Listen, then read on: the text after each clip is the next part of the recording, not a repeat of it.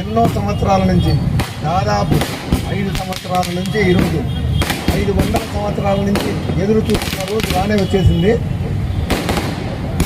ఎంతోమంది, కొన్ని లక్షల మంది ప్రాణాలు త్యాగం చేసి ఈరోజు కోసం ఎంతోమంది మనకు ఆ త్యాగాలు, వాళ్ళ చనిపోయే వాళ్ళ ఆస్తి మొత్తం మనం ఈరోజు బతికించే వాళ్ళం. ఎంతోమంది, కొన్ని లక్షల మంది వాళ్ళ ప్రాణత్యాగాలు చేసి వాళ్ళ కుటుంబాలకు మనమందరం ప్రగాఢ సానుభూతి తెలియజేస్తూ ఉంటాం.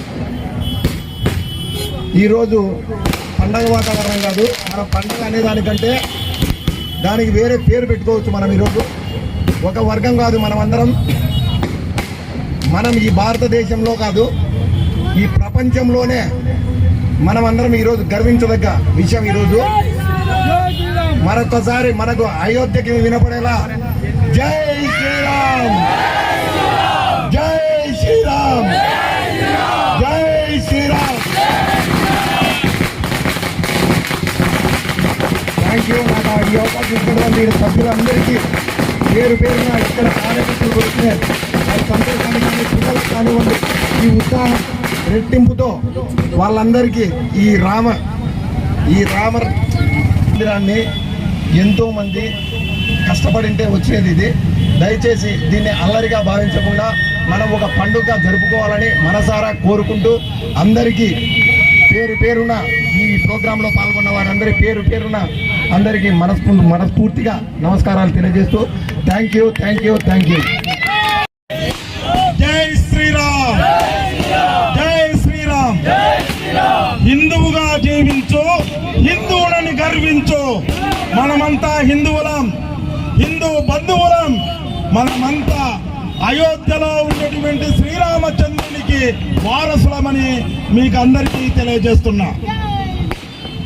విదేశీయుడైనటువంటి బాబర్ అనే ఒక వ్యక్తి మన దేశము పైన దండయాత్ర చేసి అతన్ని మన దేశమే కాదు, మన దేశంలో ఉన్నటువంటి అయోధ్య రామ మందిరాన్ని ధ్వంసం చేసిన వ్యక్తి. అక్కడ మందిరాన్ని ధ్వంసం చేస్తే మన పూర్వీకులు ఎంతో మంది 4,72,000 మంది ప్రాణత్యాగం చేసినారు. సాధువులు, సంతులు, హిందువులు ఎంతో మంది ఆ దేవాలయం కోసము యుద్ధాలు జరిపినారు. కానీ ఈ 500 సంవత్సరాలలో అక్కడ దేవాలయం కట్టలేకపోయినాం, రామునికి పూజలు చేయలేకపోయినాం.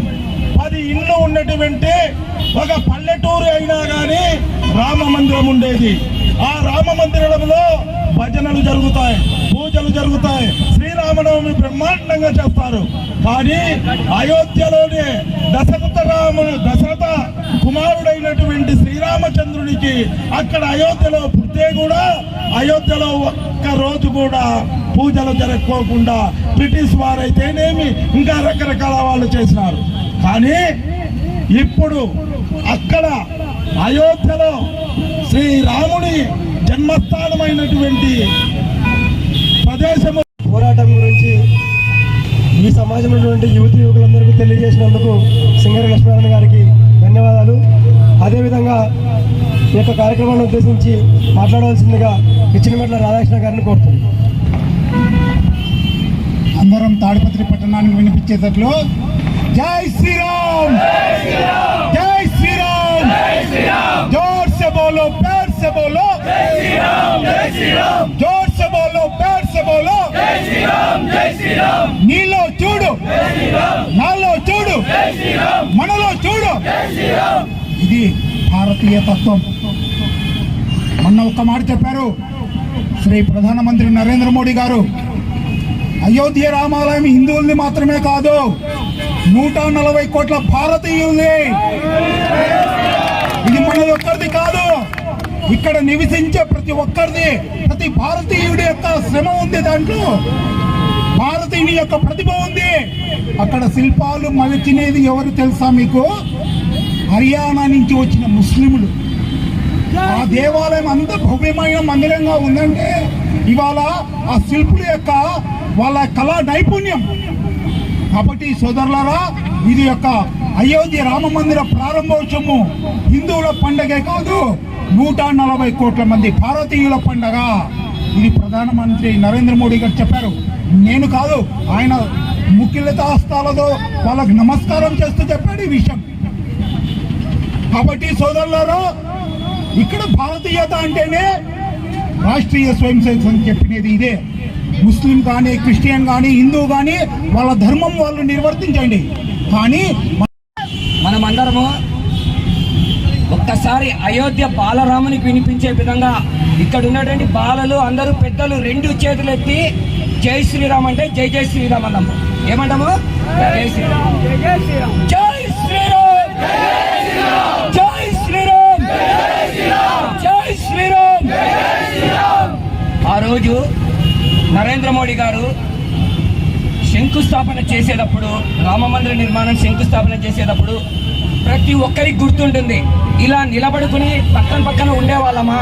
ఆ రోజు కరోనా విజృంభించే టైంలో ఆయన ఒక్కటే చెప్పాడు, ఎప్పుడైతే రామ మందిర నిర్మాణం పునాదులు జరుగుతున్నాయో అప్పుడు కరోనాను తరిమి కొట్టగల శక్తి ఆ భగవంతుడు శ్రీరామచంద్రుడు మనకు ప్రసాదిస్తాడన్నట్లు ఈవేళ కరోనా అంటే నవ్వుతున్నాం మనం అందరం.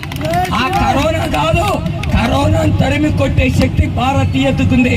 ఈ పొద్దు కరోనాకు వ్యాక్సిన్ ప్రతి దేశానికి సప్లై చేసినటువంటి శక్తి, యుక్తి మన భారతీయంలోనే పెరిగిపోతా ఉందంటే కారణం స్వదేశీ స్వదేశీ స్వదేశీ.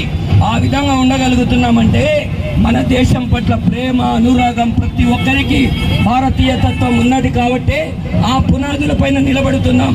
కరోనా కాదు, విదేశీ ఏ శక్తులు వచ్చినా మన శక్తికి తట్టుకునే శక్తి లేదు. అది ఒక రామచంద్రుడు మనకు ప్రసాదించినటువంటి శక్తి. మరొక్కసారి మనం అందరం 2 చేతులు ఎత్తి జై శ్రీరామ్ చెప్తాం. జై శ్రీరామ్, జై. ఈ అవకాశం ఇచ్చినటువంటి రామభక్త కమిటీకి ధన్యవాదాలు తెలుపుకుంటున్నాను.